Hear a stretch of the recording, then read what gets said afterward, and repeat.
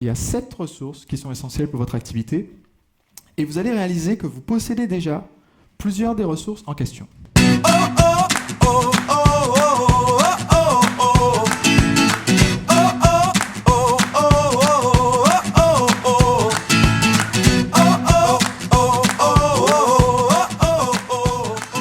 Voici la première ressource. La première ressource, ce sont vos relations. Ce sont les personnes que vous connaissez ou encore mieux, les personnes qui vous connaissent. Parce que vous devinez bien que si vous connaissez tout le monde, c'est bien. Si tout le monde vous connaît, c'est mieux. Combien d'entre vous, en venant à ce séminaire, m'avez peut-être déjà vu sur une ou deux vidéos, vous avez l'impression de le connaître déjà.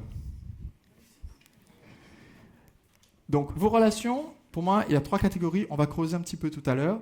Mais il y a évidemment les gens qui sont prêts à acheter eux-mêmes votre produit. Il y a ceux qui peuvent devenir des partenaires et recommander votre produit. Et il y a des personnes qui pourraient servir en fait d'intermédiaires, qui vont peut-être pas acheter elles-mêmes ou recommander le produit directement, mais vous permettre de créer la connexion supplémentaire. Et ça, on va approfondir ça dans un instant. La deuxième ressource,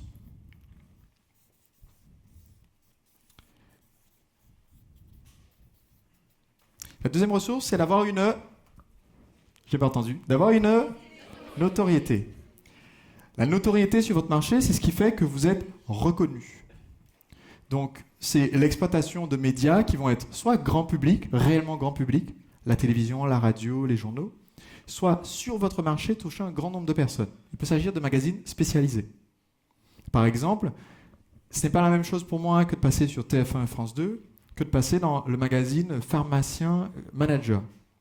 Mais quand j'ai une interview dans Pharmacien Manager, ça me donne cette notoriété auprès d'un public extrêmement ciblé, qui peut être beaucoup plus ciblé que mon passage à la télé. Donc c'est 2 types de notoriété différents, mais les 2 ont de la valeur. Tout le monde me suit jusque-là?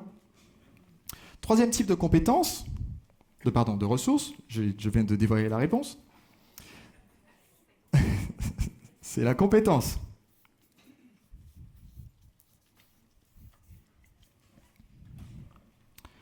Combien d'entre vous aujourd'hui se pensent compétents dans votre domaine? Combien se pensent extrêmement compétents dans votre domaine? Quand vous avez un niveau de compétence, un niveau d'excellence dans votre domaine, ça vous permet d'échanger cette compétence contre d'autres ressources. Parce que quand on est extrêmement compétent, on peut rendre un service ou juste donner un conseil en échange d'une autre ressource. Et ce que je vais vous faire travailler toute cet après-midi, c'est créer les connexions pour être capable d'échanger une ressource contre une autre, pour acquérir la ressource qui vous intéresse, sans avoir à passer par l'argent comme intermédiaire. Parce que, automatiquement, malheureusement, on nous a éduqués comme ça dans le début de notre carrière d'entrepreneur. On nous apprend qu'au début, il faut investir, il faut dépenser pour avoir telle chose. Il faut payer pour apprendre, il faut payer pour faire de la pub, il faut payer pour payer des partenaires pour qu'ils fassent la promotion.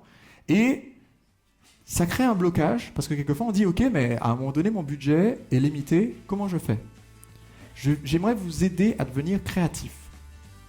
Et toute l'après-midi, on va booster votre créativité. Que vous soyez capable de dire, comme j'ai fait, « Ok, je vais utiliser ma compétence pour t'aider, mais en échange, tu envoies 2 emails à ta liste d'abonnés, ce qui me donnera la notoriété devant ces personnes-là en tant qu'expert. » Vous me suivez jusque-là ?